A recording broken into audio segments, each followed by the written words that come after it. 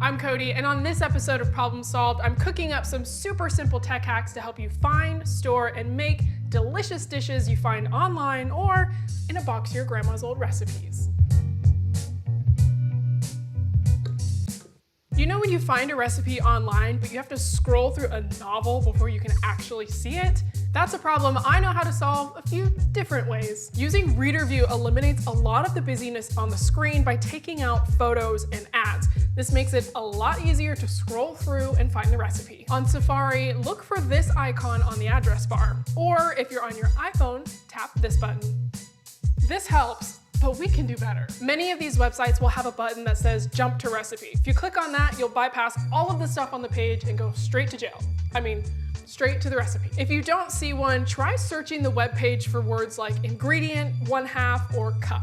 Another great tip is using the print view. Click on the print recipe button and it'll bring up a clean page with all of the ingredients and directions and none of the fluff or the ads. It's easy to reference and you can screenshot it or save it as a PDF. This also works when you find a recipe on your phone or your tablet. Look at this difference. All I want is the coffee cake recipe, not a description on why I'm gonna love it.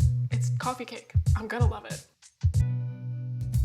Every recipe needs a list of ingredients and how much of that ingredient you need to use.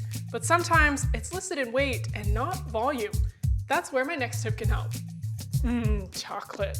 This is one of my family's favorite brownie recipes, except it gives the ingredients in grams and ounces instead of cups and teaspoons. Weighted measurements like this are usually a more consistent way to bake. But if you don't have a digital scale at home, grab your other favorite kitchen gadget and let it convert the recipe to work with the measurement tools you do have. Use your phone to do a web search or use an app. It looks like 260 grams is about a cup and a half. The conversions won't be exact, but they'll be close enough that the people enjoying some delicious homemade brownies won't notice. Your phone can also do conversions just by using the camera. Just point your camera at the text, tap this little box, and then tap any of the underlined measurements to see the different conversions. Ideally, you'll want to do the conversions before you start scooping and combining. But sometimes you're just so excited for brownies, you just jump right in. Been there, done that. So if your hands are a little full or maybe even a little messy, just ask your digital assistant. Hey Siri, can you convert 250 grams of chocolate chips to cups? Okay, I found this on the web for can you convert 250 grams of chocolate chips to cups. Is this how you fold it in? Hey Siri, set a timer for 25 minutes. The longest 25 minutes of my life. It doesn't matter if a recipe calls for cups, ounces, or handfuls. The one thing that always causes me to panic is cutting it in half. My next tip will save all of us from having to do any math.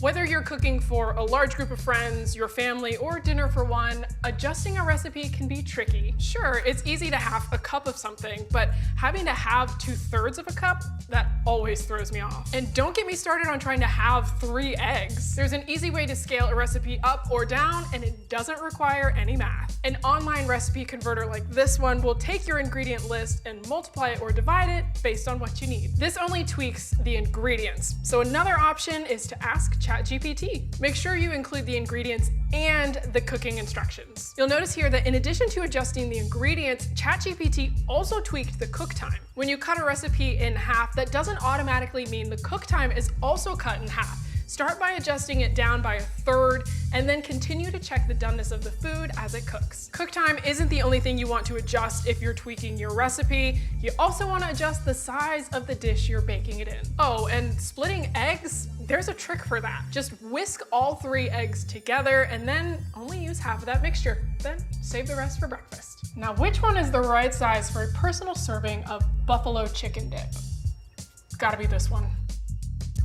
What's more important, storing the leftovers or storing this delicious recipe?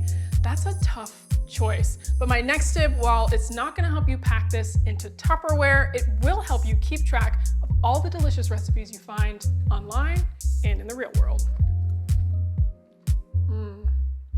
There is so much delicious food content on the internet, but it's a little hard to keep track of all of it and find it again later. Plus, I have all of these recipes that were passed down through generations, so it's a little hard to know where to start when looking for dinner inspo. Here are 5 easy ways to store your recipes. I found a website called Copy Me That, and it has a browser plugin that makes saving any recipe online easier than boiling water. It grabs all of the ingredients and instructions for a recipe and lets you review it before saving it to your online recipe book.